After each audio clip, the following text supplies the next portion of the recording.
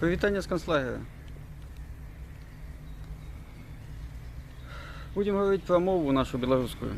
Є у нас білоруси, є, і вони розмовляють, коли їдеш в дизелях, розмовляють, коли я хожу в церкву, тому що там свята відправляє на білоруській мові. Розмовляють в автобусах. Не шмат, але є люди, які кажуть, що вони білоруси. Ну,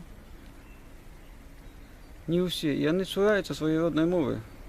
Це вельми дрянно і шкода, що та влада, яка зараз у нас є, вибрана, і чиновники не хочуть розмовляти по-білоруську. Значить, це не наша влада.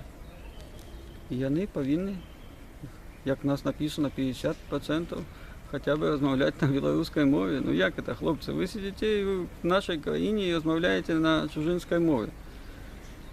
Якщо 50 школ російських, то повинно бути 50 білоруських. Вища едукація теж в Мінську повинні бути відкриті університети, які по-білоруську, щоб люди, які будуть закінчувати школи білоруськомовні, щоб їм було де вчитися, а не з'їжджати в інші країни. Шкода, що наша влада не патріотична. Вона повинна бути не проросійська, не польська, а про білоруською.